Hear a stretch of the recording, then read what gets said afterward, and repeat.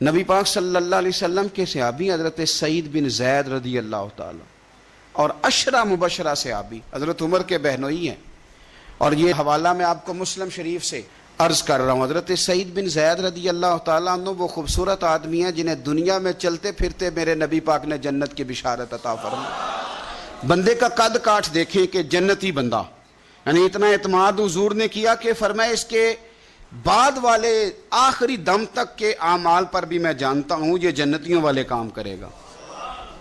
اتنا بڑا آدمی، لیکن ایک عورت نے آ کے جھگڑا شروع کر دیا، اروا اس عورت کا نام تھا۔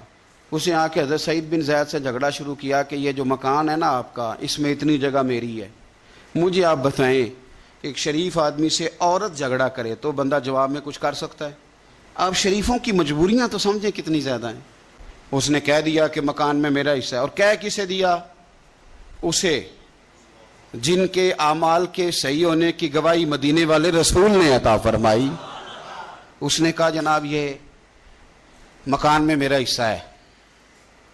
اب حضرت سعید بن زید رضی اللہ تعالیٰ عنہ فرمانے لگے یہ زمین اسی کو دے دو، ختم ہو گئی بات۔ شریف آدمی کیسے جھگڑا کرے؟ فوراً فرمایا حضرت سعید بن زید، فرمایا دے دو اسے۔ تو آپ کے اہل خانہ کہنے لگے حضور آپ اسے کیوں دے رہے ہیں؟ فرمایا تم دے دو۔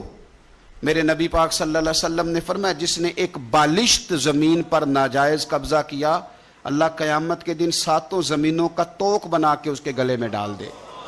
فرمایا اٹھانے دو اسے، توق اسے اٹھانے دو۔ اور ایک حدیث میں فرمایا 7 زمینوں میں دھنسا دے گا اللہ اسے اٹھانے دو، دے دو۔ لیکن تکلیف تو ہوتی ہے نا، کہاں سے اتنا حوصلہ بندہ کرے؟ دل تو ٹوٹ جاتا ہے نا کہ یار میرے اوپر اس طرح الزام لگانا، اور اس طرح کسی شخص کے بارے میں، وہ بندہ جس نے زندگی تقوی میں گزار دی، اس پر اتنا گھنونا الزام لگا دینا۔ اب حضرت سعید بن زید نے نا لوگوں کو کہہ دیا دے دو، لیکن جب تنہا گئے تو دل ٹوٹا ہوا تھا، کلیجہ پھٹا ہوا تھا، طبیعت پریشان تھی، ہاتھ اٹھائے، کہا اللہ سچائیاں بھی تو جانتا ہے، جھوٹ بھی تو جانتا ہے، ظاہر چیزوں کو بھی تو جانتا ہے، چھپی ہوئی کو بھی تو جانتا ہے۔ اللہ اگر یہ جھوٹی ہے تو اسے اندھا کر دے، اور اللہ یہ جو زمین اس نے مجھ سے لی ہے نا پھر اس میں اس کی قبر بنا دے۔ بعض شارحین نے لکھا ہے کہ حضرت سعید بن زید تو پہلے وصال کر گئے، لیکن وہ عورت زمین تو لے لی، گھر میں رہتی تھی پر اندھی ہو کے رہتی تھی، ڈھونڈتی پھرتی تھی، دائیں بائیں جاتی تھی۔ تو لوگ اسے کہتے تھے کیا بنا؟ کہنے لگے کچھ نہ پوچھو، مجھے سعید بن زید کی دعا لگ گئی ہے، مجھے لگ گئی دعا۔